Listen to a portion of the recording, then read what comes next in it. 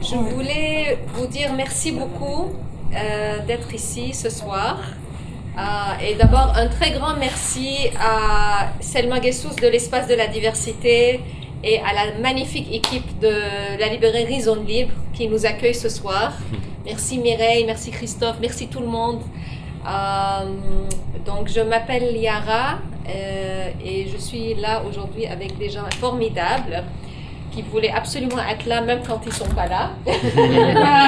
Donc on a ce soir avec nous Rodney Saint-Éloi qui est au Brésil. Je dis bonjour Rodney. Super. On a... Bonjour, ça va? Oui, bonjour. Mo Clark, donc qui est à Banff. Bonjour Mo. Heather O'Neill, merci beaucoup Heather d'être avec nous. Kev Lambert et Elkana Talvi.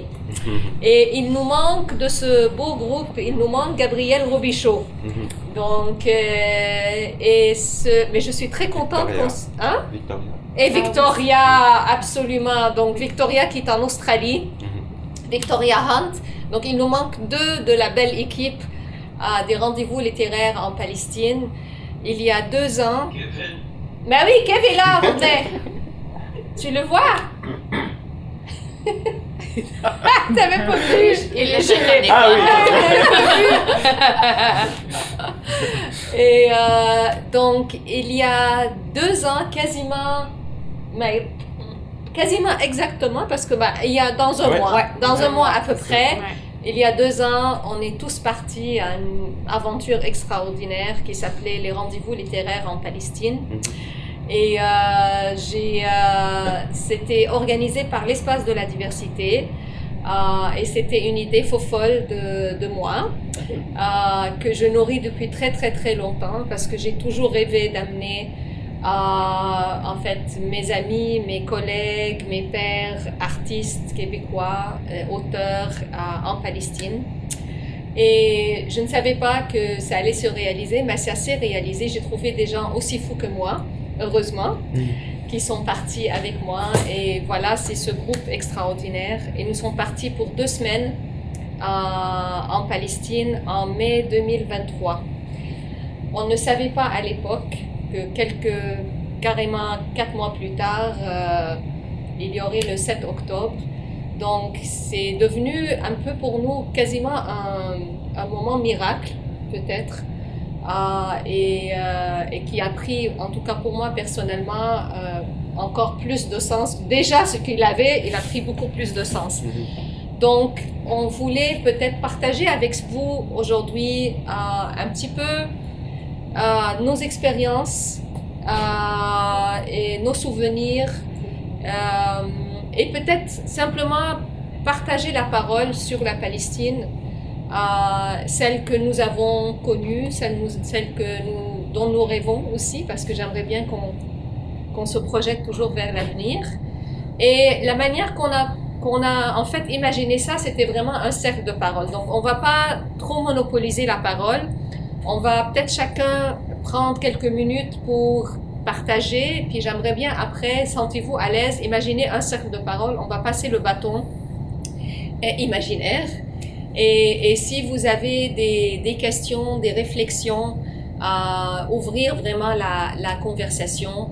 Peut-être une question qu'on pourra imaginer, peut-être pour diriger un petit peu la conversation, c'est la rencontre à la fois non seulement avec un pays, mais c'est les possibilités, en fait, c'est ce que rend possible la littérature. Parce qu'il y a une autre chose qui nous rejoint tous ici, c'est que nous sommes tous des passionnés de la littérature. Notre métier, c'est c'est les mots. Ce sont les mots, notre métier, et c'est grâce aux mots que, en fait, on a pu faire aussi ces rendez-vous littéraires. Donc peut-être une question sur la Palestine, la littérature, et ce que peut la littérature dans ces temps un petit peu... bon, voilà. J'ai pas vraiment de mots pour le décrire parce qu'il n'y a pas de mots. Voilà. Et j'aimerais, je sais que Elkana, elle est un petit peu plus serrée dans le temps. Je me demande si tu voudrais pas peut-être lancer la balle, Okay. comme ça après, si tu veux. Puis peut-être ensuite, on pourra donner la parole à nos amis qui sont loin. Et puis là, on revient comme ça. Qu'est-ce que vous en pensez? Parfait. OK, c'est bon. C'était OK, on y va avec... Oui. Adlib. Déjà, la proposition, elle est venue, je me souviens, comme un cadeau. Vraiment, c'est une partie du monde que j'avais pas encore eu la chance de visiter.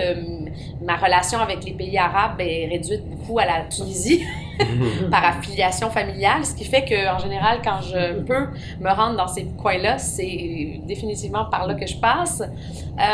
Et c'est arrivé aussi à un moment dans ma vie où j'avais de plus en plus envie de découvrir cette diversité du monde arabe que je ne connaissais pas.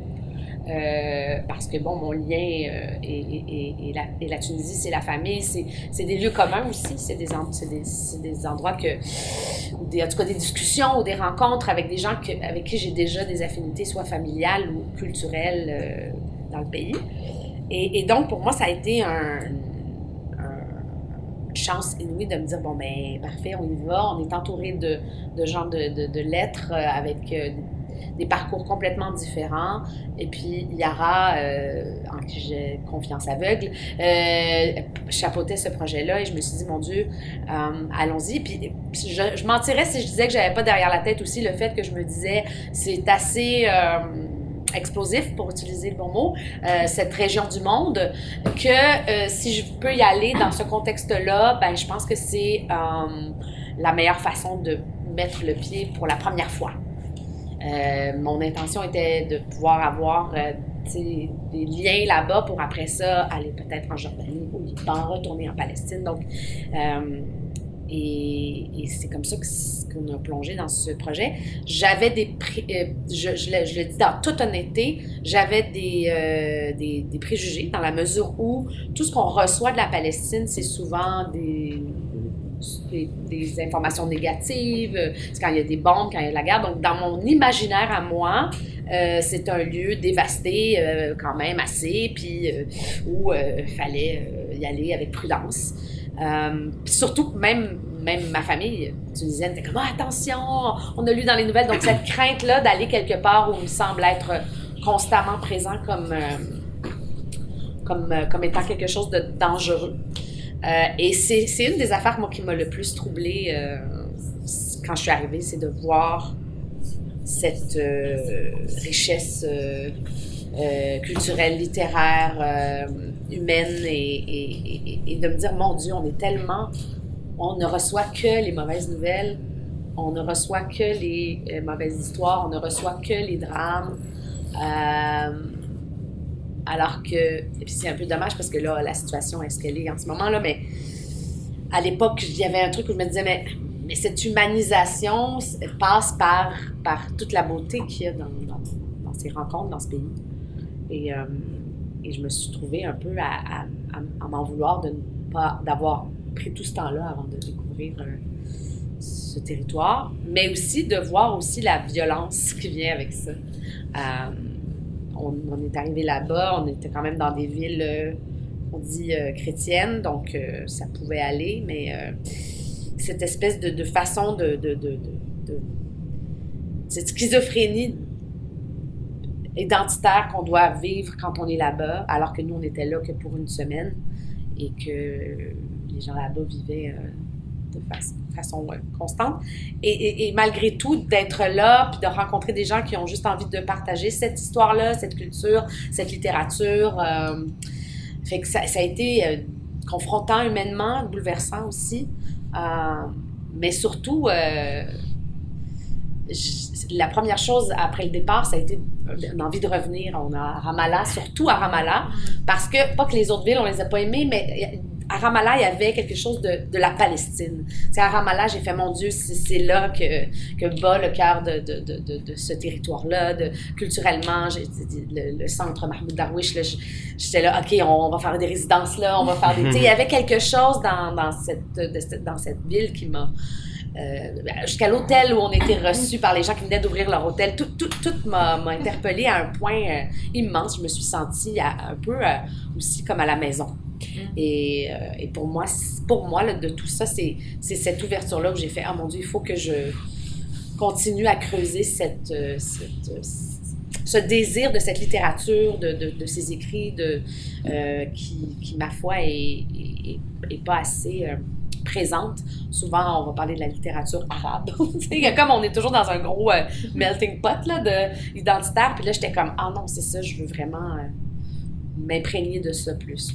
Voilà. Mais bon, une chose, je veux juste dire, parce que quand tu as mentionné Ramallah, ce qui m'est venu dans ma tête, c'était la soirée où toi, puis Yara et moi, on est allés dans nos belles robes, parce que Yara a dit, c'est temps de nous habiller dans des robes. Puis on s'est traînés dans les rues de Ramallah, nous trois, les armes, les bras ensemble, puis les images que j'entends de ce qui est Ramallah dans les nouvelles, c'est comme tellement différent. On était comme, il y a des petites lumières qui traînent partout dans les rues, ils aiment ça là-bas, puis tout le monde traîne dans la nuit. Et on était comme, on pensait à rien, on marchait, on était perdus, on pouvait pas trouver là-bas, mais on était comme complètement... J'avais oublié ça. On se sentit tellement, comment on dit ça, safe. Oui, vraiment. Ouais. On avait vu, il y avait une exposition, un vernissage dans une place. Puis on entrait par hasard, puis je me suis promenée. Puis,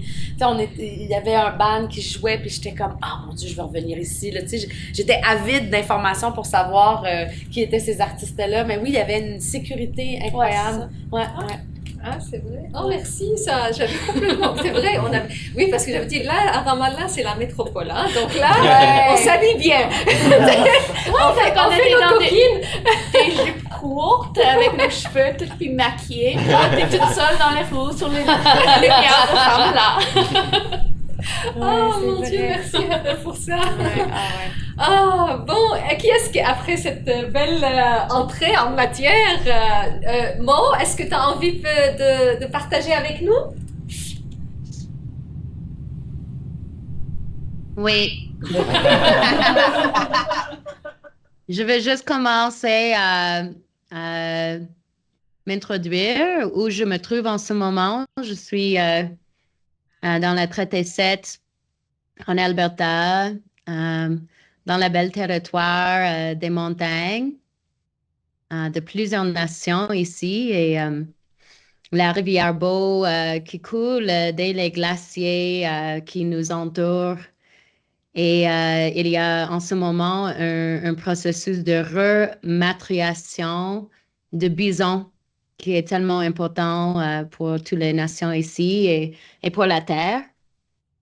Et je suis en train de juste amuser de vous entendre, mais aussi de ce bel soleil que je crois que j'en profite un peu parce qu'à Montréal, ça dépend. Des fois, plein de jours sans soleil, mais juste en train de vous écouter, ça m'a vraiment fait penser à quel point j'ai trouvé les liens entre les peuples autochtones du Canada avec les Palestiniennes. Et j'ai des souvenirs de rencontrer un cinéaste palestinien il y a plusieurs années à Montréal et elle a commencé à me parler des relations et des similarités entre nos peuples. Mais je ne savais pas jusqu'à quel point c'était vraiment comme, le processus colonial, mais aussi la persévérance, la continuation à travers nos pratiques littérature, historique, poétique, incarnation avec la présence de nos communautés, jusqu'à quel point c'est vraiment comme la ligne, la fil conducteur pour la continuation de la culture. Et aussi jusqu'à quel point la division des territoires et cette grande mur qui fait comme une grande cicatrice intraversable, non-traversable. Et de quel point ça m'a fait penser au chemin de fer ici au Canada et pourquoi je me trouve dans la traité 7 en ce moment, pourquoi est-ce que le traité existe et quels sont ces essais de négociation qui étaient complètement pleins de mentir, like full of lies, et de quel point les peuples palestiniens sont en train de vivre cet déplacement, cette aliénation sur leur propre territoire et terre. Et de quel point notre séparation pour nous dans ces territoires avec le bison et la destruction totale de 84, 99.5%, 99.5. Fuck French sometimes. De quel point ça nous a vraiment fait cette comme séparation et j'étais tellement inspirée et aussi like déçue de voir ce processus colonial qui existe vraiment présente, vraiment dans les faces des personnes palestiniennes et de quel point c'est ignoré par like international et Western governments and policymakers. Mais j'ai tiré cette belle cloche que j'avais achetée dans un petit magasin à Ramallah aussi, et ça dit Jérusalem. Et c'est tout, il y a plein de couleurs différentes. Ça a l'air d'être vraiment ancien, mais à l'intérieur, c'est juste like makeshift, a little nut et un paperclip. Et pour moi, j'amène ça avec moi quand je voyage. Et il y a juste quelques semaines, on a fêté le Nowruz, le Sigouane, Springtime, le printemps, avec les amis. Et j'avais donné les petites hochettes et les petites soundmakers à toutes mes amies. Et une petite fille, elle a pris cette cloche. Et on a sauté à travers le feu. Et quand chacun a sauté, on a fait de la bruit.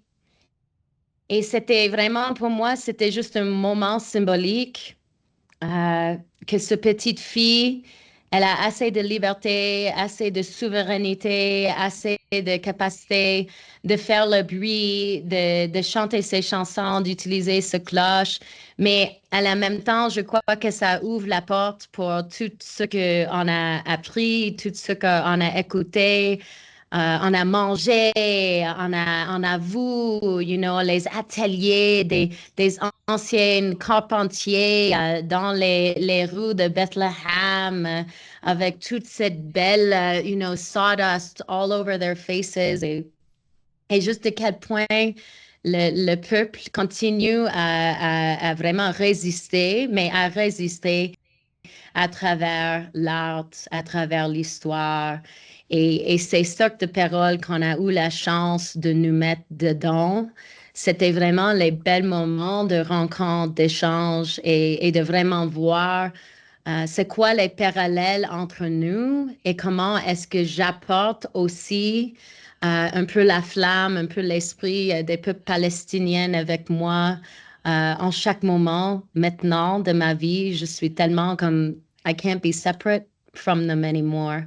Et depuis octobre 2023, le 7, ça a tout changé la vie. Puis aussi, ça m'a donné vraiment la force d'être capable de vraiment parler et de vraiment me re-ancrer dans ces échanges avec Nidal, avec nos beaux conducteurs de l'autobus, avec tous ces moments de vraiment like intimacy, Donc, je crois que pendant ce voyage, j'avais vraiment trouvé beaucoup d'intimité entre les personnes et qu'on soit tout humain et en train de vivre cette expérience de violence ensemble.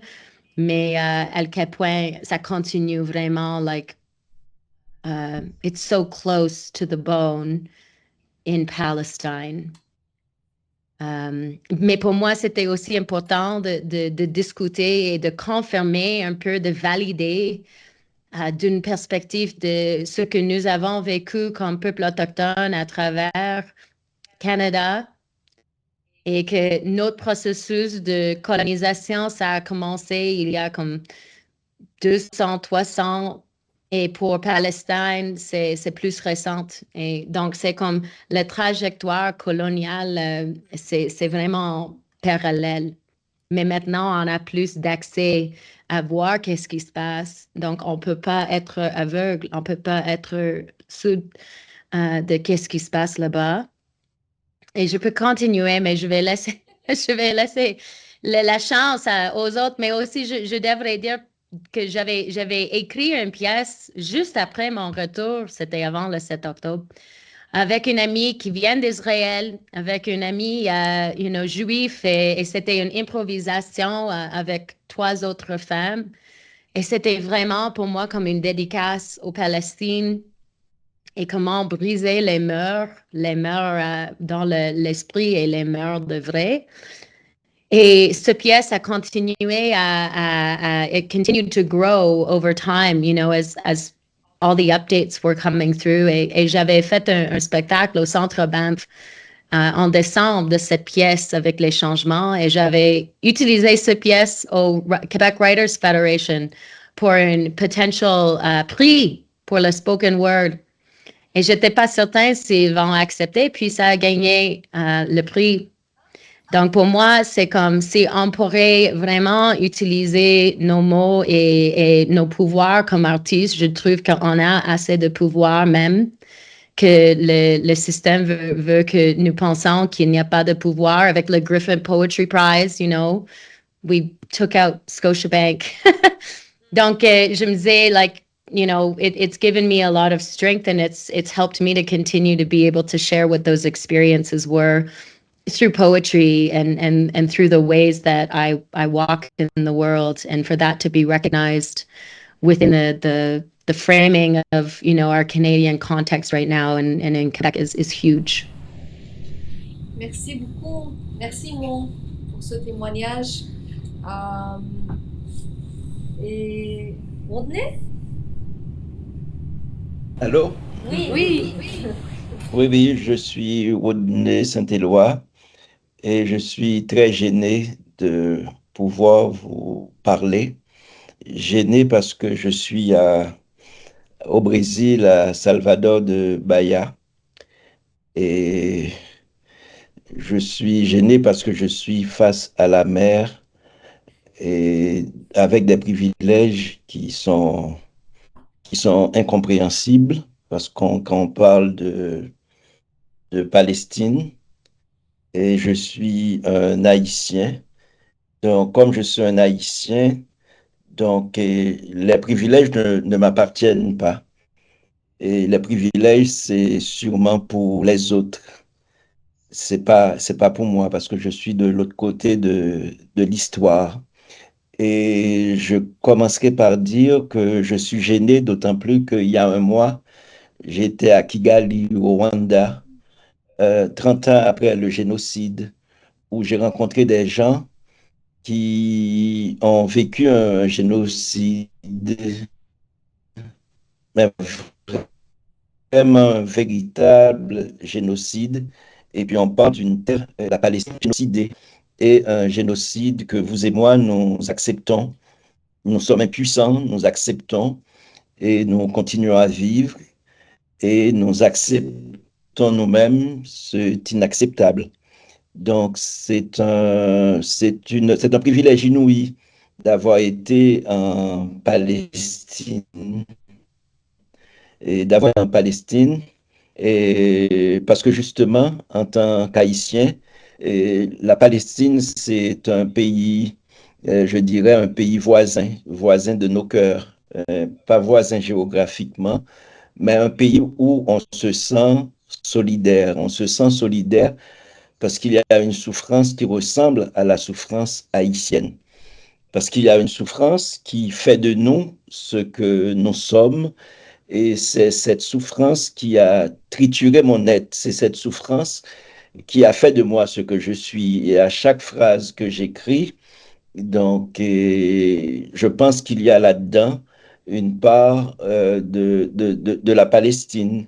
Et pour moi, la Palestine représente un modèle d'éclairage pour l'humanité. Je me suis dit, je suis en même temps très chanceux, très privilégié de pouvoir déposer mes pieds en Palestine. Et parce que pour moi, je pense que ça faisait partie d'un impensable. C'est-à-dire que moi, en tant qu'Haïtien, je ne pouvais pas penser aller dans ce pays-là et je suis arrivé par effraction.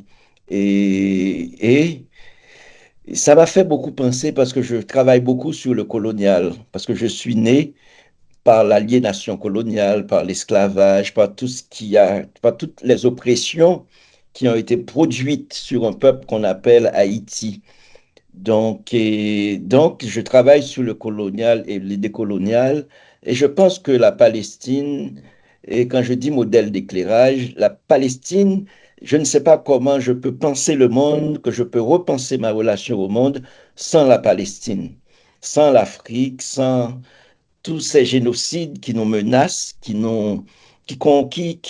sont en fait un ciment qui construit pour moi, personnellement, mon imaginaire. Et je pense à des moments assez particuliers quand Mauclac parlait et que quand Gabriel Robichaud parlait, et quand je parlais, on rencontrait des amis palestiniens dans une petite rencontre. Et puis, il y a un qui disait à Gabriel, mais non, tu n'es pas acadien, tu es palestinien. Donc, c'était un moment pour moi, un moment d'épiphanie. J'ai beaucoup aimé ce moment, comme si la souffrance acadienne trouvait sa résonance réelle en terre palestine. Et il y a des moments qui sont toujours restés en moi, même si on ne se voit pas, même si on ne se rencontre pas. Je pense que j'ai beaucoup de respect pour les gens qui étaient dans cette mise en commun en Palestine, toute cette délégation-là qui était une délégation formidable. J'en profite pour vous dire à toutes et à tous ma gratitude. J'ai beaucoup aimé voir et pleurer et Kevin Lambert, ce beau Kevin qui ne fait que pleurer, et comme s'il pleuvait. Et comme je traversais les forêts, et puis j'ai l'impression qu'à chaque fois qu'il regardait et la souffrance qu'il regardait les checkpoints, et puis il s'était mis à, c'était comme une rivière. Kevin, on devait changer son nom, pas Kev Lambert, mais Kev Rivière. Et parce que je pense que la souffrance était humainement impossible à digérer et sa sensibilité éclatait et Kevin mangeait beaucoup aussi. Il mangeait, il pleurait. Donc, il mangeait beaucoup. Et je me rappelle le riz qu'on a mangé, tout le monde était heureux. On a été chez une écrivaine palestinienne qui faisait le riz et je pensais à Gabriel qui était en train de fumer le chicha et qui renversait, il fallait renverser la chaudière et Gabriel renversait ça. Et ce que je trouve qui est formidable aussi, c'est-à-dire malgré les génocides, malgré cette souffrance extrême, il y a tout aussi une joie extrême, comme on est face à l'extrême. Et je pense qu'il y a des moments de grande, grande douceur qu'on a vécu, des moments auxquels on n'avait jamais en fait imaginé. Je pense qu'à la traduction du poème qu'on a fait avec Maya, j'étais avec Kevin, on a fait ça, on a lu ensemble. Et je pense que mêler nos voix, mêler nos corps, il y avait quelque chose de très, très, très, très beau. Mais peut-être que l'un des moments qui m'a beaucoup le plus marqué, c'est quand on est arrivé au musée Mahmoud Darwish. Darwish, c'est mon écrivain préféré. C'est mon écrivain préféré parce que j'ai tout lu de Darwish. D'ailleurs, j'ai rencontré Yara El Gadban parce que elle avait lu un de mes livres. Euh, et puis, il y avait un exec, Mahmoud Darwish, et puis elle cherchait quel est le poète qui écrivait, qui était associé, quel est le poète haïtien qui était si associé à Darwish. C'est un texte que j'ai écrit il y a plus de 20 ans.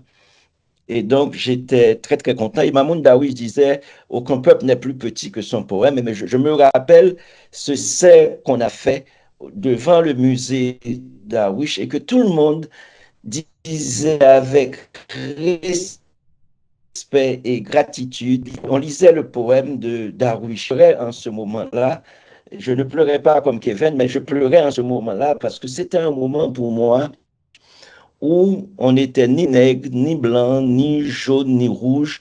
On était simplement dans une humilité complète. Et ça, c'est un moment formidable pour moi, un moment très humain. Et je me rappelle vraiment toutes les questions de Kevin et ce que ça m'a appris, en fait, la Palestine, ce que ça m'a appris. Et je pense que ça nous a appris beaucoup quand on traverse les checkpoints. On peut imaginer la douleur, on peut imaginer l'oppression, on peut imaginer le colonial. Et quand on voit un checkpoint, quand on voit les soldats, quand on voit les relations, quand on voit vraiment l'expérience de la souffrance humaine, on se sent tellement petit et tellement vulnérable par rapport à l'extrême méchanceté des humains. Donc, et depuis, et souvent je disais, j'ai un malaise comme privilégié. Pour moi, le thème malaise est privilégié. Quand on dit mon petit malaise, mes petits malaises, mes petites joies, mes petites douleurs, et quand par rapport à la Palestine, j'apprends que mes malaises ne sont que des caprices de privilégiés, le privilégié que je suis peut se permettre, malgré de Palestine, il y a un mot d'Aimé Césaire qui m'est toujours resté en tête. Aimé Césaire qui dit j'habite une blessure millénaire. Et à chaque fois que j'écris, à chaque fois que j'écris, il y a toujours en arrière-fond en moi cette manière de faire du feu, cette manière de continuer à vivre, cette manière de continuer mon expérience humaine en me disant aucun peuple n'est plus petit que son poème, en lisant Mahmoud Darwish, en me disant que l'humanité aujourd'hui habite une blessure millénaire. On a tout fait pour cacher cette blessure, mais cette blessure aujourd'hui éclate, cette blessure expose. Que l'on soit autochtone, que l'on soit haïtien, que l'on soit tunisien, que l'on soit anglophone ou arabe, n'importe où qu'on soit dans le monde, on se sent travaillé, structuré, emmerdé par cette blessure qui est une blessure humaine. On est en train de réapprendre comment être humain. Et ça, c'est la leçon que la Palestine, moi, m'a apprise. Merci. Merci André. Je vais juste rebondir un petit peu parce que il y a eu comme des petits miracles pour que ces rendez-vous se réalisent. Et je me souviens quand j'ai contacté Mo Clark pour l'inviter à faire partie de la délégation. Et Mo m'a dit, j'aimerais beaucoup, mais j'ai un petit problème. Et j'ai dit, c'est quoi ton problème? Elle me dit, mais je vais avoir 40 ans. Et pour mes 40 ans, ma femme va venir depuis l'Australie pour me voir à Montréal. Et puis ça tombe au même moment que les dates des rendez-vous littéraires. Et j'ai dit à Mo, mais viens avec ta femme. Et miracle des miracles, elle a dit oui. et donc Victoria Hunt, qui n'est pas avec nous, qui est maori, on a contacté Victoria, qui est aussi artiste, n'est-ce pas, artiste, danseuse incroyable. Et j'ai contacté Victoria et j'ai dit à Victoria, est-ce que tu voudrais venir en Palestine? Et elle a dit oui. Et elle est venue. En fait, ce qui est arrivé, c'est que Victoria est arrivée en premier, avant tout le monde. Et moi et Rodney, on était déjà arrivés. Et donc, on s'était jamais rencontrés. Puis, on s'est rencontrés pour la première fois en Palestine. Et elle est venue à l'aéroport. Elle me disait, voilà, je porte une robe verte et j'ai les cheveux bouclés. Et voilà, on s'est vus. Donc, Mo Clark m'a confié l'amour de sa vie en Palestine. Et la première soirée, on l'a passée à Nazareth. et on a fêté Mo Clark à Nazareth, à 2 pieds de là où on dit la Vierge Marie prenait l'eau.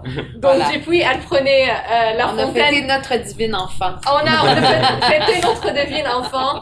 C'est pour vous dire comment il y avait comme quelque chose, comme si les étoiles s'alignaient. Et je ne peux pas, elle n'est pas là, Victoria, donc je tiens quand même à le dire. Vous ne pouvez pas imaginer combien sa présence a été extraordinaire dans la délégation. À un moment donné, quand on était à Bethléem, donc on est allé dans un théâtre local qui s'appelle Théâtre El Hara. Et dans ce théâtre-là, on a fait un atelier. Et à chaque fois, il faut dire qu'à chaque fois, Mo et Victoria faisaient une cérémonie qui nous a vraiment entourés de toutes les belles énergies. Et à ce moment-là, elle et Victoria avaient performé. Et je pense que les Palestiniens qui étaient là, ils étaient complètement, tu sais, pour dire le mot en anglais, mesmerized. Mais vraiment, c'était l'émerveillement total. Donc, je voulais simplement rappeler ces petites histoires vraiment qui sont incroyables, qui a fait qu'on a été la délégation qu'on a été. Et je veux dire vraiment merci à Mo parce qu'elle a accepté de fêter ses 40 ans avec sa femme à 3000 km de Montréal et de faire venir sa femme depuis Australie jusqu'à la Palestine pour qu'on puisse être ensemble en Palestine. Donc c'est ça en fait, c'est ça que ça prend vraiment et ça a été toute cette énergie, tout cet amour qui nous a entourés, je pense, pendant toute la semaine. Ça va, Mo? Ça te dérange pas? J'ai parlé de ta femme? Oh non, c'est super. Je viens juste d'envoyer un petit message à elle. C'est comme 7 heures le matin en Australie, mais oui, c'était incroyable de fêter mes 40 ans à Nazareth, à hauteur ou juste autour le coin de la fontaine de Mary.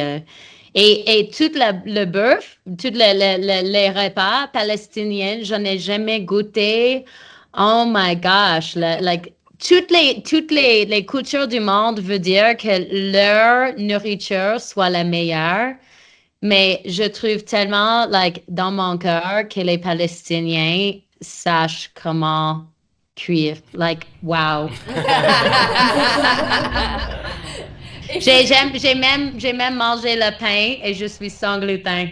Ah non, elle a souffert, hein, parce Elle a pris ses pilules. Elle a pris ses pilules. Il y avait tellement de bonne nourriture, fait que Mo Clark, à un moment donné, elle était comme, ok, je m'en fous, je prends mes pilules et je mange tout ce que je veux. C'était super. Et cette soirée-là aussi, il y avait un chanteur, un jeune chanteur, il avait 13 ans. Et il avait vraiment préparé son spectacle pour nous. Et il a chanté. Et après ça, Mo Clark est allé auprès des musiciens. Et ils ont improvisé ensemble là, sur un poème de Mahmoud Darwish. Et pour moi, là je parle puis ça me donne envie de pleurer. C'est l'un des moments les plus beaux que j'ai vécu. Alors voilà, merci moi. Ok, c'est pas juste toi. Ok, alors, qui veut parler après?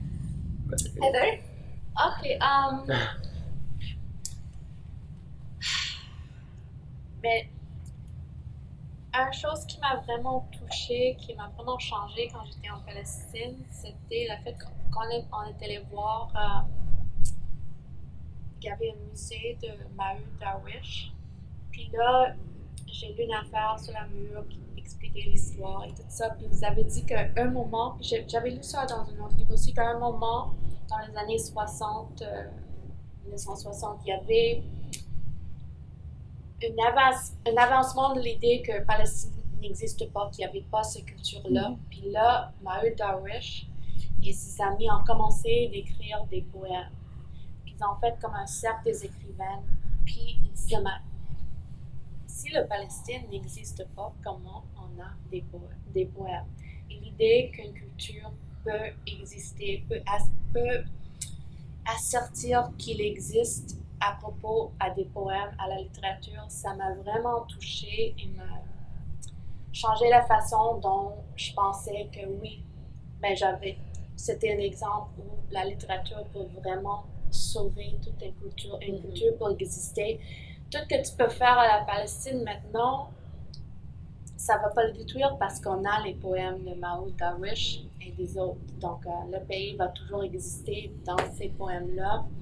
Et cette idée aussi de l'effacement, c'est comme depuis que j'étais en Palestine, sur le côté anglophone, et spécialement quand j'étais allée en New York, quand je dis le mot Palestine, ça provoque tout le monde. Je dis cesse. Je t'ai dit comme au moins 50 fois, Heather, cesse de dire le mot Palestine. Et je dis, mais pourquoi? Elle dit, le Palestine n'existe pas. Et je dis, mais j'étais où d'abord? Oh my God! Puis je dis, mais au moins, et c'est aussi sur le côté anglophone, tu n'as plus le droit de lire Palestine dans le média. Tu dois lire ou West Bank ou Gaza. Le Palestine, c'est un mot qui n'existe plus dans le média. Tu vas le noter maintenant. Puis on a toujours ce mémo-là, puis même en New York, il y avait comme une grande écrivaine qui m'avait dit juste parce qu'il y a des Palestiniennes, ça ne va pas dire que le Palestine existe. Puis là, j'avais comme, quand j'ai voyagé, il y avait toujours des gens qui viennent pour leur dédicace et me demandent, mais Heather, est-ce que tu l'as vu avec tes propres yeux? Est-ce que c'est vrai ce qu'il dit à propos de Palestine? Mais j'ai dit, mais t'es là, t'es juste là. Mais les gens n'en croient pas parce qu'il y a ce mouvement qui est vraiment... Il y a beaucoup de pouvoir parce que c'est plus facile de dire que oui, le Palestine n'existe pas. C'est juste des radicaux qui inventent ce qui se passe là-bas.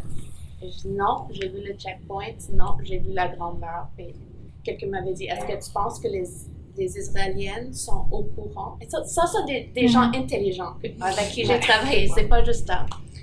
Est-ce que tu penses que les Israéliennes savent ce qui se passe? Et je dis, ben oui, la mur est... les murs sont tellement énormes. C'est comme de 10 mètres et tout ça. Ouais. Donc, je pense que c'est la première fois que j'ai réalisé dans la vie de voir un essai d'effacer un peuple qui est en train de... Ça se passe maintenant. Et ça, enfin, ça le mouvement grandisse. Maintenant, tu vas voir. En tout cas, c'est horrible. Mais une chose de beauté que j'ai remarqué là-bas, c'est les petits chats. Il y a des chats partout et leur relation avec les chatons, c'est comme adorable et tu vois partout. Ils aiment comme leurs chats. Les chats, oui, c'est ça. Ils mangent les restants de restaurants. Et quand j'ai vu comme les premières images de Gaza, puis tout le monde qui était en train de fuir, ils avaient tous leurs chatons. Il y avait des chatons sur des hommes qui étaient très masculins, qui avaient leurs petits chatons blancs. Puis ça me disait, oui, j'étais là. Ouais, c'était une place où j'étais parce que je reconnais leur métaphore des chats. Même si tu veux me dire que le Palestine existe dans la fiction maintenant, les gens disent, mais... Et quelqu'un aussi avait dit, parce qu'il y a beaucoup de monde aux États-Unis qui dit que Ta-Nehisi Coates était entre tout son livre est plein de mensonges, puis ça n'existe pas ce qu'il a vu. Et j'ai dit, mais non. On était là en même temps. On l'a rencontré.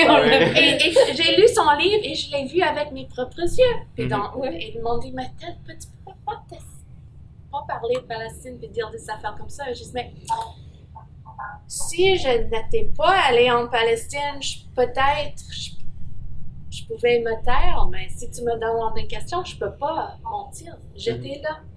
C'était... Yara m'a amené à... Et maintenant, je peux juste dire la vérité. Même si je dis, j'ai même pas besoin de dire que c'est bon, c'est qui a le droit d'être là. Je peux juste raconter ce que j'ai vu de mes propres yeux. Et il y a des gens qui habitent dans une prison, une sorte de prison. Non, mais c'est vrai parce qu'il y a eu vraiment des coïncidences incroyables. Les jours où on était à Ramallah, ça tombait avec le PALFest, c'est le festival de littérature palestinienne. Et il y avait toute une brochette d'auteurs internationaux qui étaient là, dont Ta-Nehisi Coates. Et puis il y avait Liane Betasamosaki Simpson, il y avait en fait plein d'auteurs.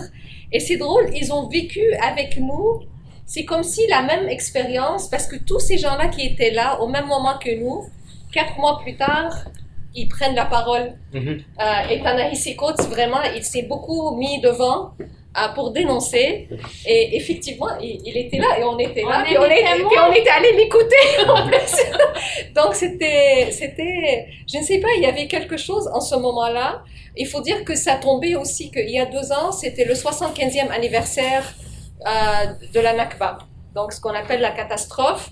Et c'est pourquoi aussi je pense qu'il y a comme beaucoup de choses qui ont convergé en même temps. Oui, j'ai parlé à un grand éditeur qui habite en New York, puis lui, il disait que en New York, les seules personnes qui croient en Palestine sont eux qui ont été là. Parce que quand tu es là, ça te change. Et tu peux jamais oublier ce que tu as vu.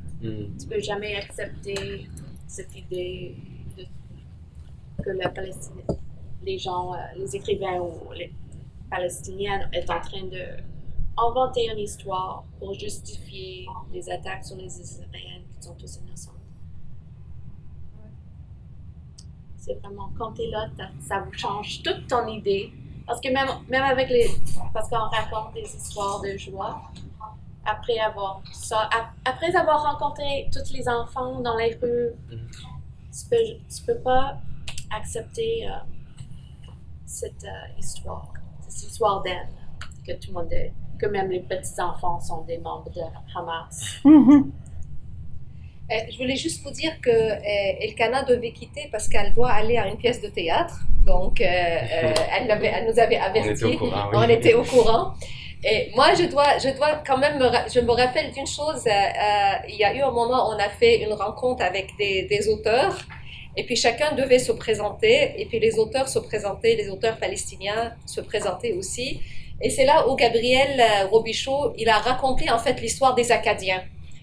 Et quand il a raconté l'histoire des Acadiens, mais naturellement, un Palestinien lui a dit « Mais tu es palestinien !» Parce qu'il parlait de la déportation, du déracinement et tout ça. Et il m'a dit « Mais tu es palestinien !» Et je pense qu'il y a eu un moment, Gabriel était complètement...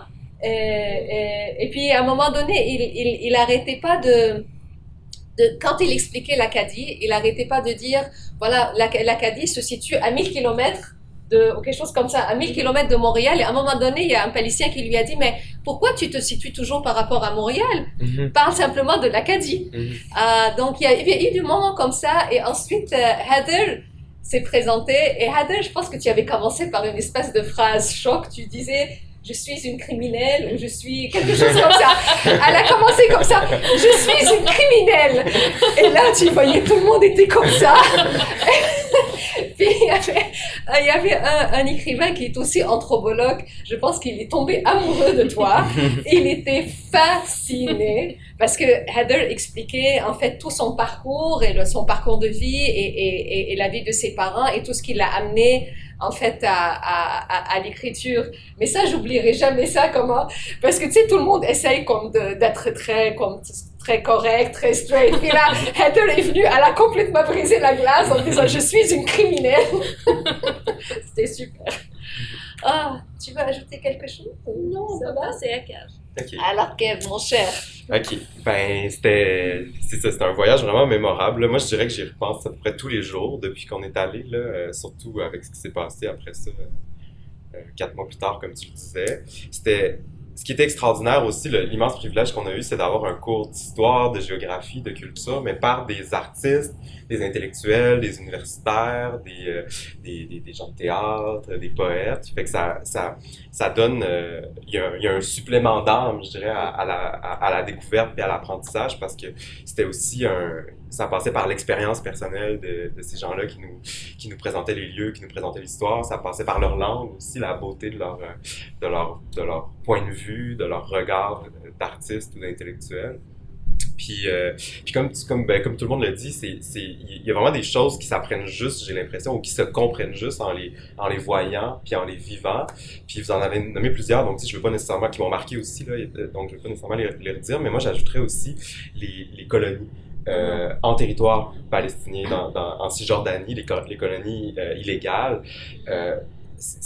Moi, ça m'a appris, puis ça nous apprend, je pense, à avoir un peu au-delà des images, tu sais, de ce qu'on voit, parce que, bon, je vais donner un exemple. Une fois, on était sur une espèce de petite montagne, puis il y avait un très beau paysage, on voyait tout le tour, comme ça, puis il y avait une immense plantation. Donc, c'était très beau, en fait, avec des grands arbres, puis là, juste en le voyant comme ça, on se disait, ah, ben, c'est étrange, c'est au milieu du désert, mais c'est assez beau. Puis là, je pense, c'est Nidal qui nous expliquait, ben, en fait, ça, c'est un lieu très, très connu. Puis moi, par après, j'ai fait de la recherche sur cet endroit-là, qui est une des colonies israéliennes illégales les plus anciennes, qui s'appelle Omar's Farm. Puis il y a des enquêtes du journal Haaretz, si jamais ça vous intéresse, là, qui est très intéressante là-dessus. Puis en fait, c'est comme ça, du jour au lendemain, un settler, un colon qui est arrivé, qui s'est établi, qui a dit « ici c'est chez moi », puis qui a construit une immense ferme sur des terres qui volaient, en fait. Puis même l'agriculture qui est faite là, puis il y avait aussi une dimension écologiste par Yara, qui travaillait sur le magnifique roman qu'elle a publié, La danse des flamants roses. Puis c'est ça, puis donc après ça on pouvait apprendre aussi, même parce qu'on a vu le fleuve Jourdain qui traverse le territoire, puis bon, quand tu sais pas, tu te dis, ben, c'est une rivière, c'est beau, c'est intéressant, mais quand tu apprends que le fleuve, en principe, il devrait être 10 fois plus, je dis un chiffre au hasard, là, je sais pas si du chiffre, là, mais il devrait être beaucoup plus grand, beaucoup plus, un affluent beaucoup plus large, parce que, en fait, l'aqueduc national d'Israël détourne une bonne partie de l'eau, puis que les diverses plantations en territoire occupé détournent l'eau, puis que les Palestiniens même n'ont pas accès au fleuve Jourdain, qui est presque clôturé sur toute la longueur, puis que les rares points d'accès sont surveillés par des checkpoints, par des clôtures, par des champs de mines qui sont encore là qui n'ont pas été déminés. Puis on n'a pas le droit de collecter l'eau de pluie. Ouais, c'est ça. Non, même pas ça. Ouais. Puis les puits sont souvent détruits parce qu'il y a toute une logique de permis complètement sibylline, là, même pour les habitants, juste qui veulent construire un puits dans leur cour pour avoir de l'eau, mais selon c'est un peu technique, là, mais selon le type de territoire où ils ont besoin d'avoir des permis, puis pour des raisons un peu bureaucratiques, absurdes, les autorités peuvent venir détruire un puits, par exemple, chez des habitants. Puis ça, c'était vraiment frappant. Puis quand on visitait aussi, quand on voyait, puis on en a vu d'autres, des colonies aussi. Des fois, c'était juste, si on le savait pas, on pouvait pas le savoir, mais c'est Yara qui disait comme, ben voyez au-dessus de la montagne, là, ça c'est une colonie. T'sais. Puis là, ça a juste l'air d'un quartier comme un autre, mais soudainement, c'est pour ça que je dis, on apprend à voir un peu au-delà des images parce que il y a toute une partie de la réalité auquel on n'a pas accès juste visuellement. Où il y a une plantation aussi qui m'avait marqué, une plantation de pin américain, si je me trompe pas. Oui. Où là-haut, en fait, on a appris l'histoire de ce lieu-là. C'est une espèce de parc, en fait, avec une genre une sorte de parc. Puis tous les pins qui sont plantés là, c'est des pins, une sorte de pins d'origine américaine. Puis on apprend que, en fait, c'est des oliviers qu'il y avait là auparavant, puis qui ont tous été rasés, qui ont été détruits. Puis donc ça, c'est beau des pins qui poussent, mais donc quand on apprend l'espèce de contraste avec l'histoire de destruction qu'il y a derrière pour permettre à ces arbres-là d'en remplacer d'autres, ça ajoute une dimension très violente qu'on peut pas percevoir sans avoir les connaissances puis des gens qui nous guident, comme les personnes qui nous accompagnaient, qui est extraordinaire. Ouais, puis moi, ce qui m'a marqué aussi, c'est comment la violence coloniale, elle se ressent aussi dans des scènes du quotidien, vraiment de la vie ordinaire de tous les jours. Bon, il y en a eu plusieurs, là, mais moi, il y a une soirée qui m'a vraiment marqué où on était à Jérusalem. Puis on voulait, parce qu'il y a un bar gay, en tout cas qu'on a trouvé en faisant des recherches, parce qu'on s'en demandait, tu sais, est-ce qu'il y a des lieux gays et tout. Puis il y avait un bar queer à Jérusalem où on voulait aller, fait qu'on est allé pendant la soirée, puis ça on était donc logé plutôt dans le quartier palestinien, donc plus près de la vieille ville.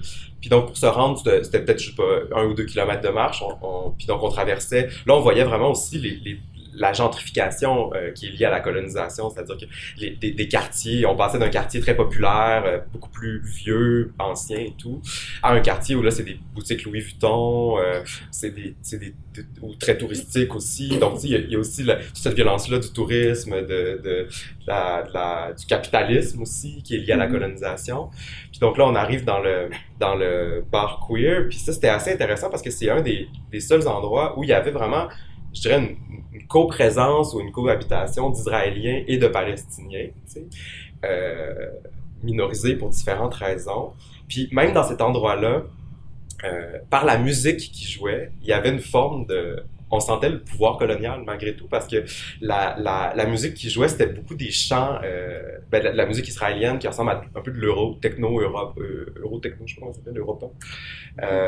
Donc une musique, tu sais, qui sonne beaucoup plus européenne, disons, dans la facture, puis où les personnes d'origine israélienne qui étaient là chantaient un peu en chœur des paroles qu'on devinait patriotiques. Puis en fait, quand on est sorti du bar après, pendant la soirée, là, il y avait une gang de Palestiniens, tu sais, queer, mais qui étaient quand même au bar, tu sais, puis qui disaient ah ouais, c'est toujours comme ça, là, tu sais, la musique qu'on n'aime pas, puis c'est eux, je pense, qui nous ont dit que c'était des chants un peu tu sais, nationalistes. Puis donc c'était frappant aussi de voir comment dans des petits détails comme ça, les différentes couches d'occupation, de colonisation, de violence se ressentent. Puis oui, puis comme Mo le disait aussi, moi à ce moment-là, je commençais une recherche sur l'histoire coloniale de la région où j'ai grandi, qui est le Saguenay-Lac-Saint-Jean au Québec. Puis comme Mo le disait, forcément, je faisais des parallèles, tu sais, je pouvais pas m'empêcher de penser que, ben, tu sais, moi, par exemple, dans la région d'où je viens, la colonisation a commencé comme ça, par des colons qui sont allés s'établir, même si c'était illégal selon la loi coloniale de l'époque, là, mais donc, qui sont allés s'établir sur des terres volées, aux populations autochtones, puis donc évidemment, c'est pas, la comparaison, une forme de limite, là, mais on pouvait pas s'empêcher de faire ces parallèles-là, puis moi, je pouvais pas, puis donc, ça m'a aussi appris en retour à voir différemment, même le lieu où j'ai grandi, certains endroits que je connais très bien. Puis après ça, là, il y a toute l'autre période du voyage pour moi, c'est l'après. Puis c'est beaucoup lié à, ben, tu sais, pendant l'été et tout, ça m'a beaucoup habité, j'ai beaucoup pensé. On a ramené aussi littéralement des choses de Palestine avec nous, des souvenirs, des objets, tout ça. Puis après ça, là, après, à partir du mois d'octobre, puis dans les mois qui ont suivi, c'était vraiment traumatisant parce que là, entendre toute la vision dans les médias qui est construite des Palestiniens, qui correspondait tellement pas aux rencontres qu'on avait faites. Tu sais, moi, c'est un truc qui m'est beaucoup revenu en tête, c'est comment la vision de la Palestine des gens qu'on rencontrait, c'était une vision pas du tout ethno-nationaliste, étroite. Tu sais, ce qu'ils nous disaient beaucoup, c'est la Palestine, ça a toujours été un lieu pluriel, un lieu de rencontre entre différentes religions, entre différentes cultures. Donc c'est une vision très, très... je pense qu'il correspond à l'histoire de ce lieu-là, qui est un carrefour. Puis donc, dans les médias, là, après ça, on avait une construction de la Palestine imaginaire qui était complètement dissonante avec ça. Puis après ça, tu sais, le traitement médiatique aussi. Moi, j'ai trouvé ça extrêmement violent comment les médias, pas les médias, les gouvernements, pardon, étaient même pas capables de demander, tu sais, quand on voyait tous les jours les avions bombarder des écoles, des hôpitaux, des enfants mourir, des journalistes, des travailleurs humanitaires, de voir les politiciens occidentaux jongler avec les mots en n'étant même pas capable de demander un arrêt des bombardements de victimes innocentes. Tu sais. Le déni d'humanité qui était supposé par leur non-parole, puis par leur absence de prise de parole ou de dénonciation, était tellement choquant pour moi. Puis je me souviens que tu disais t'as donné beaucoup d'entrevues autour de ça, puis tu disais souvent parler de la Palestine, il faut le faire pour l'humanité commune. On le fait pas juste pour la Palestine, on le fait pour l'humanité de tous et de toutes. Puis tu disais, à un moment donné, tu avais dit la phrase ce qui se passe là-bas, sinon ça va venir vers nous. Personne n'est à l'abri des dynamiques de violence coloniale qui ont lieu là-bas. Puis pour moi aussi, cette séquence-là, disons, qu'on vit en ce moment, avec le fascisme au pouvoir aux États-Unis, avec l'extrême droite au pouvoir au Québec, est aussi liée à ça. C'est-à-dire que ce déni d'humanité-là qui a eu lieu en réponse ou après, disons, les événements du 7 octobre, pour moi, il y a comme un fil qui nous mène jusqu'à aujourd'hui, puis au déni d'humanité de là, des personnes migrantes, trans aux États-Unis, puis de tout ce qu'on va encore voir dans les prochaines années. Puis ça a été très, très marquant et traumatisant aussi, je dirais, pour moi, le traitement médiatique aussi, de voir comment les victimes israéliennes et palestiniennes n'étaient pas du tout traitées de la même manière. Il y a eu un très bon dossier du média Pivot là-dessus, qui analysait la langue qui était utilisée dans les articles. Donc, ouais. Ouais, pour moi, une chose que j'ai vue dans le média que j'ai jamais vue dans ma vie, c'était le fait que normalement les enfants sont toujours considérés comme des innocents. Oui. Mais quand ils parlaient des enfants Absolument. palestiniens, c'est comme ils sont nés des terroristes. Ouais. Ils vont le devenir, c'est tellement horrible. Même à 5 ans, ils sont des terroristes. Ah non, c'est une violence. Puis les déclarations aussi de certains membres du gouvernement israélien, génocidaire, ouais, ça fait froid dans le dos. Merci Kev. Moi, je me permets quand même, parce que j'ai tellement de beaux souvenirs, je vais vous dire pourquoi on revenait parler de Kev. Imaginez, on était dans un bus. OK, on a loué un bus avec un chauffeur extraordinaire palestinien, donc Nihad. Et puis là, on avait avec nous Nidal qui était un peu notre guide aussi. Oui. Et elle est journaliste, et elle est aussi cinéaste et tout ça. Et Nidal, elle a vraiment une personnalité. Drive. Elle a vraiment du drive. Et donc, Kev aimait, en fait, il était celui qui posait le plus de questions. Toujours, il posait des questions, mais Nidal adorait ça. Oui. Elle adorait. C'est qu'à la fin, vers la fin, là, en fait, même quand il ne posait pas de questions, Kev, tu m'entends? Il faut que tu comprennes, Kev. You have to understand. Puis là, Kev était comme ça. Let me tell you, elle était toujours ça. Ouais. Tu sais, elle parlait, mais vraiment, elle nous a tous oubliés. Elle ne parlait qu'à Kev. C'était tellement beau. Ouais. Mais ça, c'est les choses que je retiens parce que, et puis que j'ai beaucoup apprécié de Kev parce que tu te gênais jamais à poser, mais vraiment toutes les questions. Et souvent, vous ne pouvez pas imaginer comment pour les Palestiniens qui étaient là, d'avoir en fait cette écoute était extraordinaire. C'était, je pense, le plus grand cadeau que les auteurs qui étaient là ont donné parce qu'il y avait une véritable écoute. Et puis là, j'aimais, les choses que j'aimais le plus, les scènes que je garde en tête, c'est quand je voyais parfois, tu sais, Kev parlait avec Nidal, puis là Heather qui était avec Mousler, puis là tout à coup Gabriel qui était, tu sais, avec la Faten, puis c'est comme si à un moment donné la dynamique de voilà, on donne un discours d'un groupe à un autre devenait des véritables conversations et de tête à tête. Et puis là tu sentais se tisser quelque chose de vraiment extraordinaire. Donc, et puis bon, on était revenus de là-bas avec beaucoup de projets, on voulait, en fait, déjà on pensait, Nidal était comme, alors, quand est-ce que tu reviens? Quand est-ce que tu reviens? Avec qui? Tu sais, et puis là, tu sais, on avait pensé à faire des résidences, tu sais, au centre, on avait visité le bureau de Mahmoud Darwish aussi, dans le centre Sakakini, et tout ça, puis il nous disait qu'il y avait des résidences possibles et il y avait beaucoup de plans. On a rencontré le gars qui faisait un podcast qui était tellement beau, puis toi puis Elkana t'es en train de tomber en amour. Oui, c'est vrai. Oui, il y avait un très beau, un très bel homme. Et il était, non mais en fait on savait même pas s'il était gay ou pas, parce qu'à un moment donné on était tous un peu amoureux de lui. Mais on parle bien du guide à Yafa. Oui, guide qui s'appelait Abdallah. Ouais. Et puis là on était là, puis je pense qu'il nous parlait de Yafa, puis on faisait que le regarder. Et puis là puis il y avait une conversation d'abord avec Kana, mais tu penses qu'il est marié? Je ne sais pas. Puis là, qu'il me dit, il est peut-être même pas, il est peut-être gay, je ne sais pas. Et que là, moi j'avançais puis j'essayais comme de soutirer de l'information. Il y avait un t-shirt écrit Uncivilized dessus. Ouais, Il y a une année, Uncivilized. Heather, elle a envoyé des photos du voyage à son chum, puis il a juste répondu Who is the uncivilized guy? Il était comme c'est qui lui? Et Il était très beau, éventuellement, il a brisé Très le cœur. intelligent aussi, ce qui Ouais, lui est ouais, pas. ouais, là. il était très intelligent, mais il a brisé le cœur d'à peu près toute la délégation quand il a mentionné sa femme avocate. Ouais.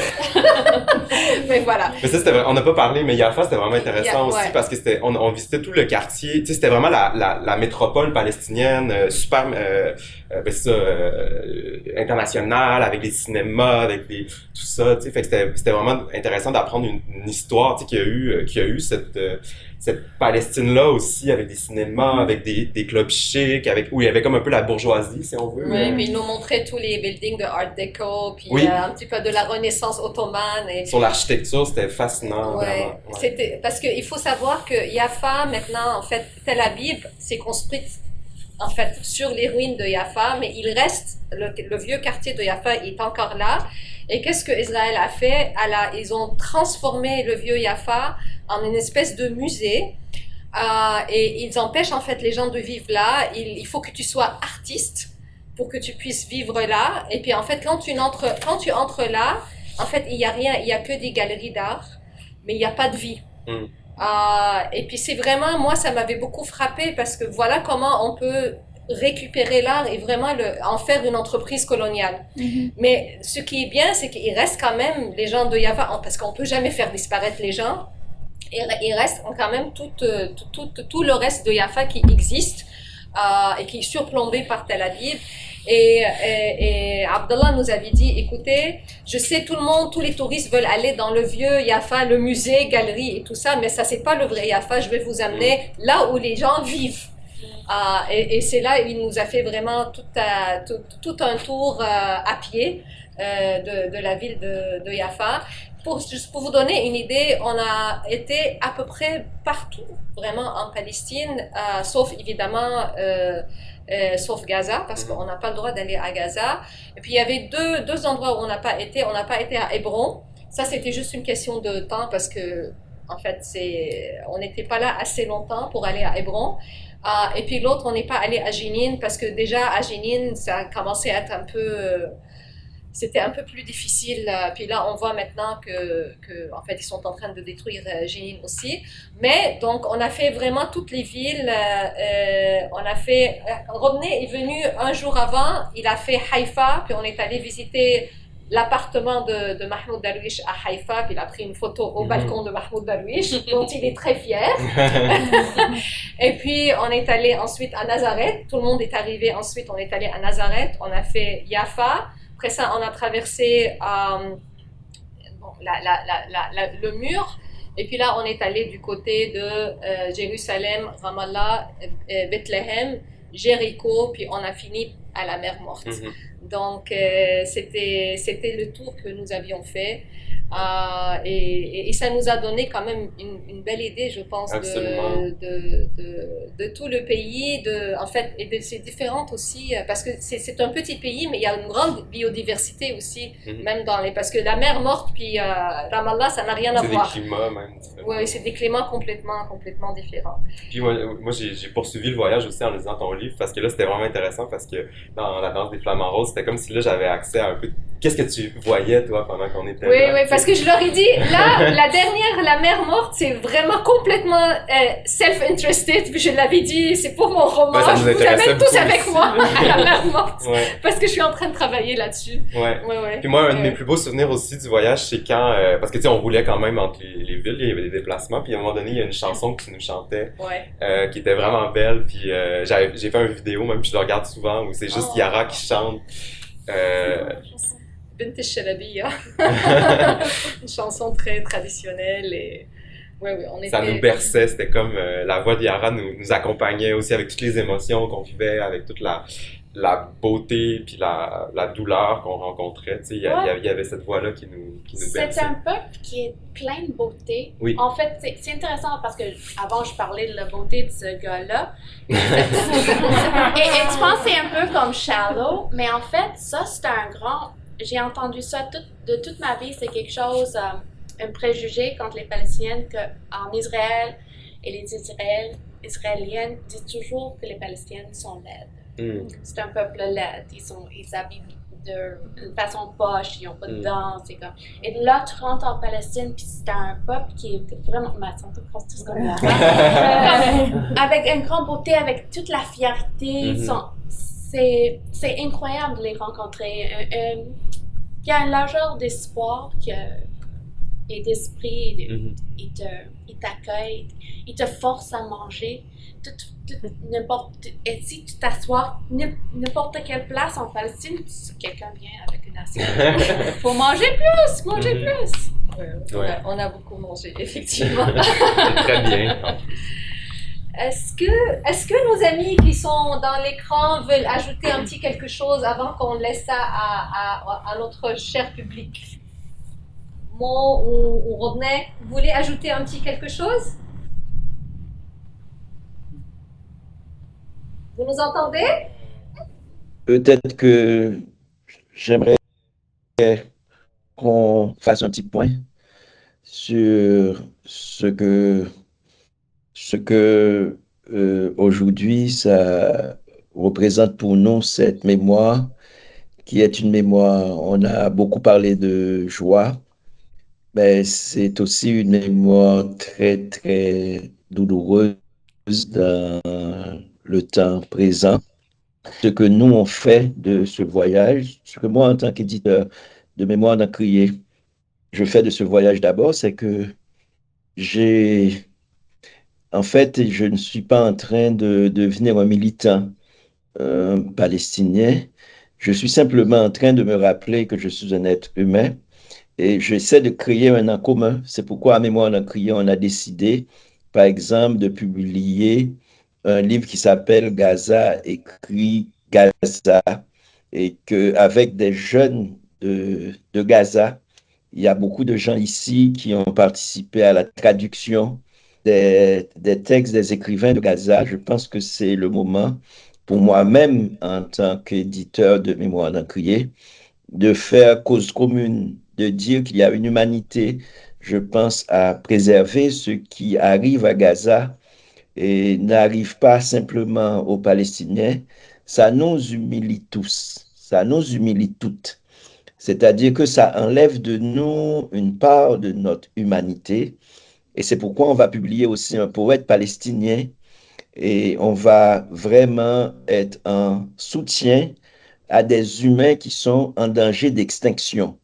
C'est-à-dire que moi, je pense qu'à chaque fois qu'il y a qu'il y a des catastrophes comme ça, et moi, je pense que j'ai honte à chaque fois que je me regarde dans un miroir et je me rends compte de privilège. En tant que Saint-Éloi, je me rends compte de privilège et je me dis qu'est-ce que je peux faire, même si c'est vraiment un verre d'eau, même si c'est un grain de sable. Et ça me rappelle comment monter un cerf-volant, comment faire du feu pour que l'humanité continue d'exister malgré les menaces de Donald Trump, parce que ce qui nous inquiète, ce qui m'inquiète profondément, c'est pas les droits, c'est pas les tarifs douaniers.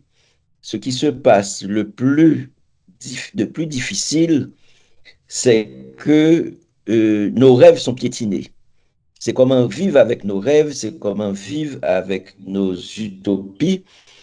Et en tant qu'écrivain, et je pense que ce moment, cette horreur contemporaine, ce brutalisme que nous sommes en train de vivre, me force, après, avec chaque phrase que j'écris, ça me force à me poser la question de ma responsabilité en tant que créateur.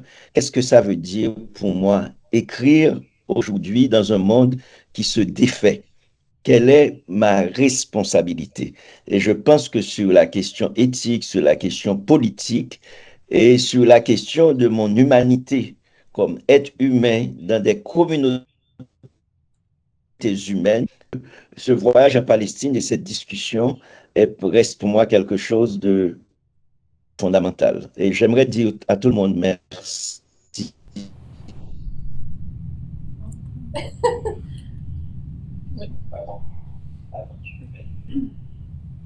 merci Rodney.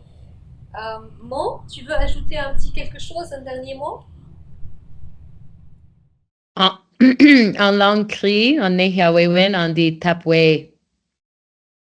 Et tapwe, c'est comme le raccourci de tapwewin. Et je suis complètement d'accord avec toi, Rodney. Tapwe, c'est la vérité. Tapwe. Je crois pour moi, avec cette expérience, je suis vraiment comme en lien avec ce que Rodney dit. C'est comme une de mes responsabilités, c'est the self-determination as a Métis artist, as a Métis queer person, et la reconnexion avec mes propres liens, avec mes propres peuples, avec les histoires de mes aînés, avec les jeunes, l'éducation. Like, il faut, you know, the self-determining capacity to be able to, like, learn, listen, embody and embed, like, la mémoire incarnée, puis de, you know, être capable d'utiliser ça comme une ressource, une source. Là-dedans, c'est tellement important so that the spirit doesn't dim. And, you know, pour nous, Maria Campbell, elle est comme un écrivain, un matriarche, métis incroyable. Elle était, je crois, peut-être la première femme autochtone d'être publiée pour son autobiographie, Half-Breed. You know, et elle dit que, you know, une chose la plus importante, c'est qu'on n'a jamais arrêté de créer kinship avec l'un et l'autre. Like, we need to continue to build our kinship. Et pour nous, ça s'appelle Wagutowin. Et ce n'est pas juste l'humain, c'est aussi terrestre, c'est avec les arbres, c'est avec les herbes, c'est avec le goût, c'est avec les sens. Tout ça, de continuer ce processus de Wagutowin et de Kiukewin. Et Kiukewin, c'est la partage. You know, that we continue to share those stories. We continue to share the pain and the joy so that we can keep dreaming, you know, like Rodney is saying. Il faut qu'on continue ces processus même dans la face de le fascisme, you know, and the media trying to control and trying to prevent real truths from being heard and spread. I remember when I came back, I made a podcast for Mama Way Music, which is un balado sur Espace Autochtone, Radio-Canada, et j'ai voulu souligner les Palestiniennes et ces voix, you know, comme un peuple who have been, like, usurped and you know, tout ce processus, et c'était rejeté. Radio-Canada l'a rejeté. Ils ont dit, mais c'est pas clair, puis tu peux pas utiliser le mot Palestine. Puis tu peux pas souligner cet artiste parce que c'est, you know, it's a little bit too political. Donc, c'est dommage et c'est difficile de pénétrer, you know, ces zones, ces murs, mais je trouve qu'il faut continuer et il faut juste continuer à discuter la Tapwewen. What is the truth? And how, in sharing that truth, do we build stronger kinships and stronger communities? So, ça c'est pour moi. Merci, merci beaucoup. Alors, merci, je suis vraiment contente qu'on a pu se réunir et partager un peu avec vous. Je me demandais si vous aviez peut-être des questions, des interventions.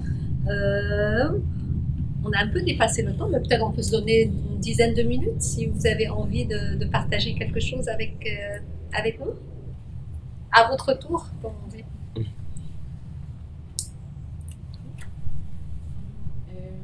Vous l'avez peut-être dit au début, mais je me demandais comment vous pensez que cette expérience-là va affecter votre écriture personnelle.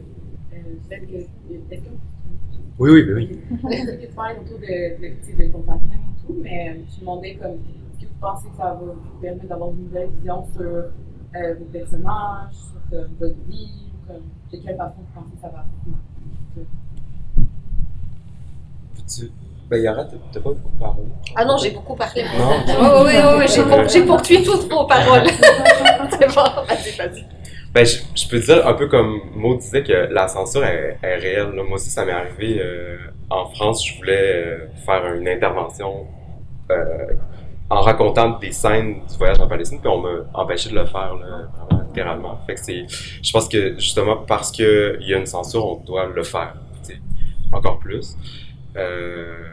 C'est délicat, mais c'est autant plus important justement pour ça, je pense. Puis après ça, dans l'écriture, pour moi, c'est un peu dur à nommer parce que j'ai l'impression que souvent, c'est des choses qu'on n'est pas nécessairement conscient, tu sais, que ça se dépose en soi.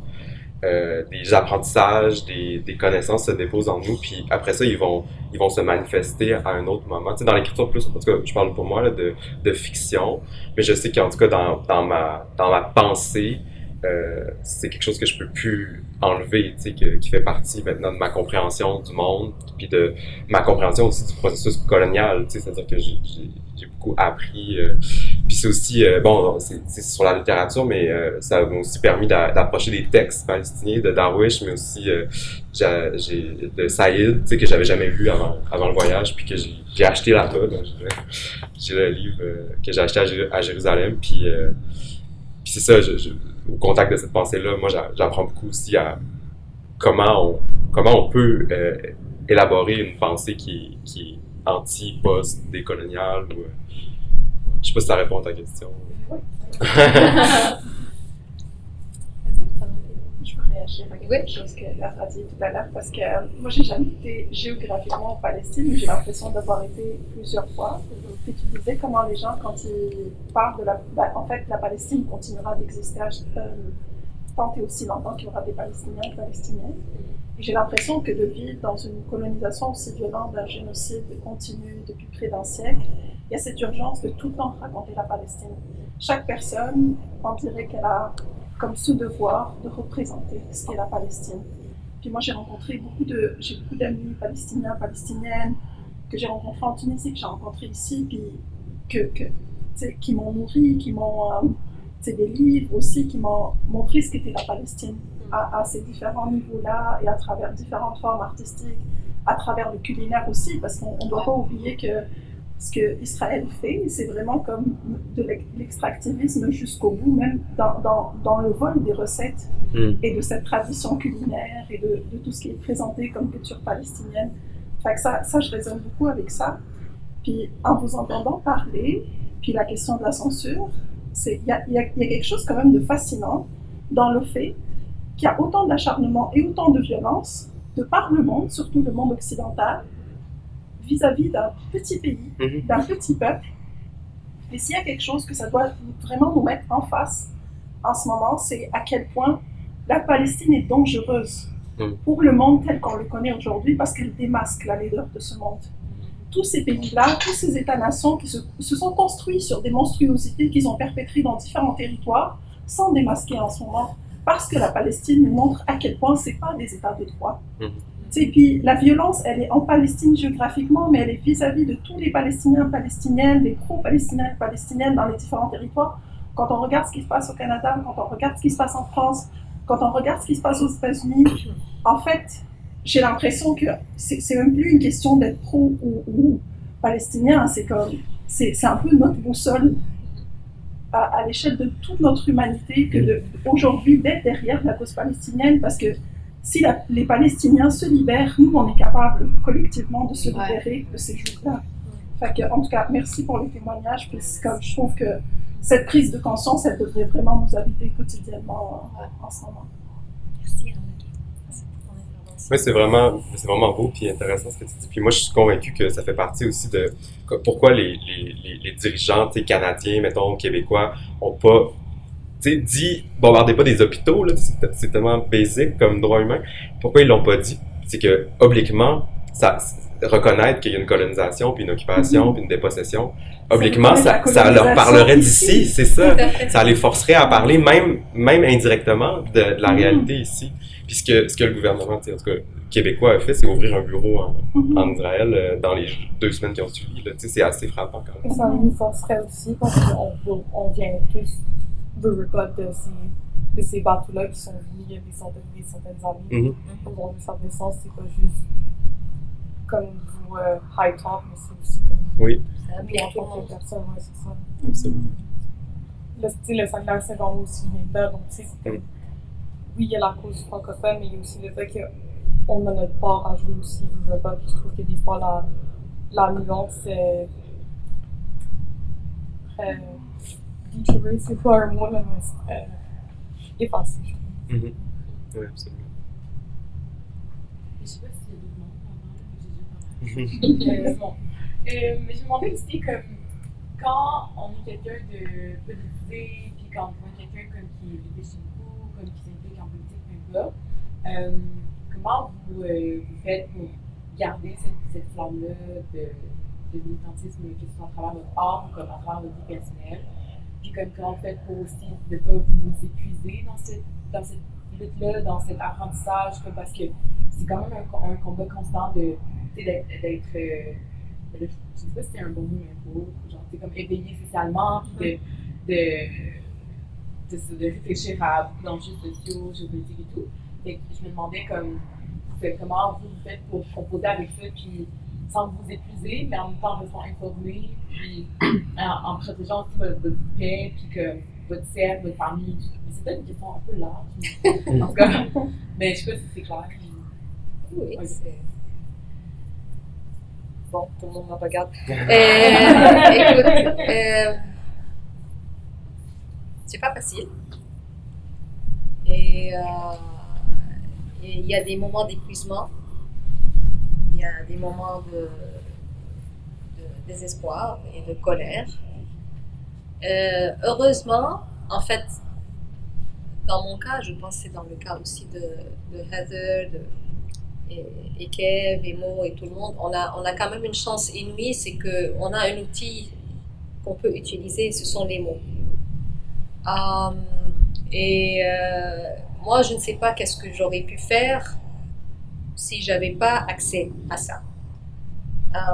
Et c'est pas seulement d'écrire publiquement, on n'a même pas besoin d'écrire publiquement, c'est-à-dire que c'est simplement pour écrire et sortir tout ça, quoi. Donc, j'écris beaucoup, et sur toutes sortes de choses. Petit, grand, tout ce que tu veux. Et moi, ma boussole, c'est justement, je me souviens toujours de la force de vie des Palestiniens, de la beauté des Palestiniens. Et un peu comme dit Rodney, je mets les choses toujours en perspective parce que je me dis, je suis fatiguée de parler de la Palestine ou de ne pas me faire entendre, mais moi, j'ai pas de bombe qui me tombe sur la tête. Je suis pas en train de mourir de faim, les membres de ma famille sont en sécurité, j'ai pas perdu mon enfant n'est pas amputé, sans anesthésie. Donc, j'essaye de mettre les choses en perspective. Mais la lutte ici, elle est très, très, très forte et très difficile. Et chacun a son rôle dans ses capacités. Je viens d'arriver d'un voyage de 5 semaines en France. Et c'est intéressant parce que les 2 premières semaines, tout allait bien parce qu'il y avait encore le cessez-le-feu. Même si c'était pas vraiment un cessez-le-feu, mais disons, ok. Et là, tout le monde était très content de rencontrer une Palestinienne. C'est bon, c'est parfait. Ouf, on rencontre une Palestinienne pendant que ça va bien, ok. Et puis là, au milieu de la chose, ça recommence. Et puis ça recommence de la manière la plus terrible. Et les gens ne savaient plus comment me parler. Ok, donc moi, je sais que je peux être souriante, je peux être très bien, je peux leur parler d'utopie, mais je sais parfaitement qu'est-ce qu'ils voient quand ils me regardent. Et moi, j'ai une responsabilité à ce moment-là. Donc, j'ai une responsabilité de dire les choses. Et il y avait une jeune femme, et elle me dit, elle m'a parlé de culpabilité. En fait, elle a posé la question, c'était très ambigu. Est-ce qu'elle parlait de culpabilité de survivance, le fait que je suis en fait loin de ça, ou de sa propre culpabilité en tant que jeune femme blanche et clairement engagée, militante, et qui essaye de, tu vois. Et là, je lui ai dit, non, je ne me sens pas coupable, et tu ne devrais pas te sentir coupable. Parce que c'est pas utile. Ça n'aide absolument personne, surtout pas toi, et ça n'aide personne de se sentir coupable. Simplement, il faut savoir qu'est-ce que je peux faire dans mes capacités et dans mes conditions et dans mes limites. C'est déjà beaucoup si on peut faire ça. Donc, mais est-ce que c'est facile? Non, c'est pas facile. Moi qui fais jamais de sieste, je suis vraiment quelqu'un qui fait jamais, une arabe qui fait pas de sieste. mais après chaque intervention, j'étais tellement vidée que j'allais, mais vraiment, je pouvais même pas parler aux gens. J'allais tout de suite dans ma chambre et je m'écrasais pendant 2 heures. Juste parce que pour être capable de garder un discours et de pouvoir parler calmement et exprimer, c'était très, très, très prenant. Donc, c'est pas facile, mais tu le fais avec tes propres capacités. Et puis, on s'organise avec des beaux projets, des moments comme ça, de partage humain, et de beaux projets comme Gaza écrit Gaza, auquel Kev a contribué, et qui est un magnifique projet, c'est-à-dire qu'on a eu 15 jeunes écrivains de Gaza, et qui ont écrit des nouvelles. Ils sont les élèves de Rifat El-Araïr, le poète qui a été assassiné, qui les a initiés à l'écriture pour qu'ils puissent guérir de leurs blessures de l'autre attaque d'avant. Ok? Et voilà qu'on a lancé un appel à des écrivains francophones de partout du monde pour participer, pour donner de leur temps et de leur talent pour traduire ces nouvelles-là. Je peux te dire qu'en dedans, on a envoyé le courriel, en dedans de 10 minutes, on avait déjà trouvé, je pense, 90%. Les gens ont répondu comme ça. Et des écrivains, mais vraiment, il y avait Kev, il y avait Leonora Miano, il y avait Ananda Devi, il y avait Elias Sambar, mais vraiment, c'est des gens assez connus, parce que les gens cherchaient un moyen de montrer leur solidarité. Et dès qu'on leur a donné un moyen, ils ont tout de suite répondu. Et donc moi, ce genre de réaction-là, de voir des écrivains de partout du monde, de différents pays d'Afrique, des Caraïbes, de l'Europe, de la France, de Suisse, du Québec, Anaïs Barbeau-Lavalette, Perrine Leblanc, tu vois, Kev, il y a tellement d'écrivains, Gabriel Robichaud qui a participé. Donc, de les voir répondre comme ça, de s'engager comme ça, pour moi, c'est comme ça que se fait la lutte. Avec ce genre de travail-là que l'on fait ensemble, à travers le monde. Et tu sais, ces voix-là, ces jeunes écrivains, personne ne les aurait écoutées, mais parce que maintenant, ils sont portés par les voix d'autres écrivains, on va entendre leurs noms. Et on va entendre leurs histoires. Donc, la lutte peut prendre vraiment différentes formes. Et ça n'a pas besoin d'être toujours une espèce d'autoflagellation. D'ailleurs, je préfère que ça ne soit pas ça. Et puis parfois, il faut simplement prendre de temps et de respirer et de reposer pour pouvoir, après ça, recommencer. Et voilà, et puis il faut continuer. Et puis moi, en fait, je pense que la force de la vie est toujours plus forte que la force de la mort. Donc je pars de cette équation-là. Et la force de la vie des Palestiniens, elle est vraiment infinie. Et tu sais pourquoi? Parce qu'il faut toujours se rappeler, c'est la cause qui a le plus de solidarité dans le monde entier. Dans le monde entier. Okay? La seule raison pourquoi ce n'est pas encore résolu, c'est parce que justement, on a des gens puissants, mais qui sont très peu nombreux, qui contrôlent le monde. Et ce sont ces mêmes gens qui aussi perpétuent les politiques extractivistes, les politiques coloniales partout, le capitalisme sauvage, parce que c'est le même mécanisme, ce que disait Amel. C'est le même mécanisme qu'ils appliquent partout. Mais ils ne sont pas nombreux, c'est nous les nombreux. C'est nous la majorité. Et c'est ça qu'il faut toujours se rappeler, on est plus nombreux. Et s'ils sont obligés d'utiliser une violence aussi inouïe, c'est parce qu'ils savent justement qu'on est nombreux. Ils sont obligés d'aller s'appuyer par des armes. Ils ne peuvent pas se convaincre, ils ne peuvent convaincre personne par la parole. Donc c'est ça que moi j'essaie toujours de me rappeler et ce qui m'aide à continuer. Merci. Mais il ne reste qu'à vous dire merci, vraiment. Merci à la librairie Zone Libre de nous avoir accueillis ce soir. Merci pour ce grand moment d'humanité. Et en plus, vous avez manqué le débat politique en anglais. Thank you. Pour moi, c'était pas le match de hockey, donc ça va. Et voilà. Puis, écoutez, je vous annonce déjà pour Gaza, écrit Gaza, le 15 mai, c'est le lancement. Donc, qui coïncide avec la commémoration de la Nakba. Donc, c'est pas une date anodine. Et voilà, puis il y aura d'autres activités autour que je n'ai pas le droit de nommer. Est-ce que j'ai le droit de nommer? Je peux dire? Bon, alors on a Michel Corbeil ici, qui est, si vous ne connaissez pas Michel, c'est la magicienne derrière le Festival international de la littérature, et on est en train de manigancer quelque chose pour le Festival international de la littérature. Tout à fait. Ok, on dit ça comme ça, c'est bon? Ça. Parfait. Alors, soyez à l'affût. Bravo, bravo. Merci beaucoup. Merci beaucoup. On va à manger son chip, on met à...